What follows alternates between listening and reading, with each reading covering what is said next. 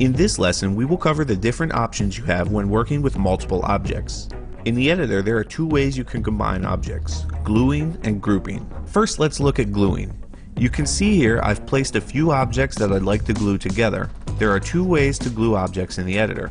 The first way is to select all the objects you want to glue. Once you have all your objects selected, hit up on the D-pad. When multiple objects are selected and you open the Properties menu, any properties that are shared by all of the objects will appear in the menu, and at the bottom you have your two grouping options, the first of which is Glue. Select Glue and the items you had selected are now glued. Once the objects are glued, this little yellow square will appear with dotted lines connecting it to every item included in the glue group. This yellow icon also represents the pivot point. Once glued, your objects will now act as one object. Activate physics on it and it will move as one big object instead of a number of small objects. Selecting any object in the glue group will select the whole thing. If you need to select a single object in the group, simply hold LB while making your selection. You can also hold LB and leave your cursor over the group, and after a few seconds it will highlight the whole group. You still need to press A to grab everything, but this is a great way for selecting multiple glued or grouped object sets at once. Now before we get into the properties of a glued group, let's quickly look at the other method you can use to glue objects. If you open the New Object menu, select the Common category and scroll over to the Physics subcategory, there is an item called Object Glue that looks like the pivot point icon. Spawn this in the game world and open its properties. There are some basic object properties and some pivot properties which we will discuss in just a moment. But for now, what we need is the Select Glue Members option. Select this option and it will bring up a cursor.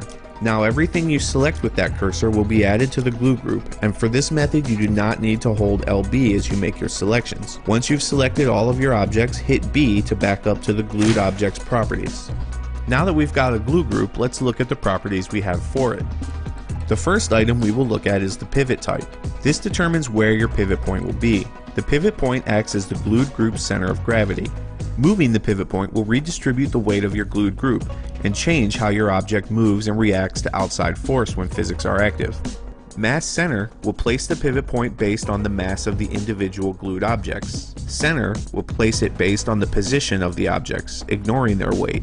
And finally, with manual, you can place the pivot point wherever you like. Note that it is possible to grab the pivot point in the editor and move it around. If you do that, it will automatically change this setting to manual. Unglue objects speaks for itself. Select this and your glue group goes back to being just a pile of objects. Select pivot is just another way to grab the pivot point. This comes in handy because often your pivot point will be in the middle of an object, making it very difficult to select with the cursor in the editor. With Select Glue Members, you can add more items to your glued group, and Save to Favorites we will cover in just a moment. But first, let's cover grouping. You can group objects in the same way that we first glued objects. In the editor, select all the objects you want to group, then open the Properties menu. Scroll down and select Grouped Objects, and presto, your objects are now grouped. The big difference between gluing and grouping is that grouping only combines those items in the editor. For all intents and purposes, they are still all separate objects.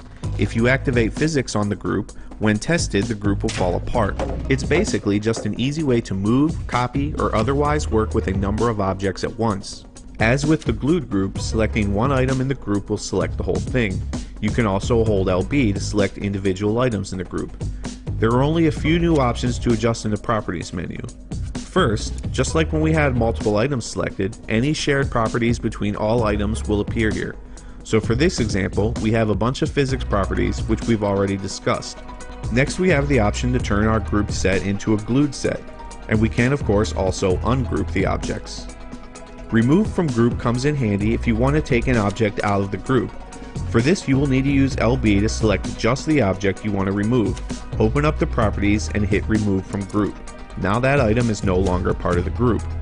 And finally, we will move on to saving objects to the favorites. The basic idea of favorites is that you can save objects you create in one track to use in other tracks. So for example, I just made this square out of wooden beams, and it's such an awesome square that I want to use it in other maps. With favorites, I can do that. Any object can be saved to favorites, but generally you're going to want to use it to save combinations of objects. The objects do not have to be part of a glued or grouped set to be saved to favorites. If you simply multi-select the objects you want to save, that will work as well. When you select Save to Favorites, you will be prompted to choose a group to save it to. Each group can contain up to 20 favorites, and all groups are available to pull from when editing, so you can organize them however you like. Once you've chosen your group, select Save.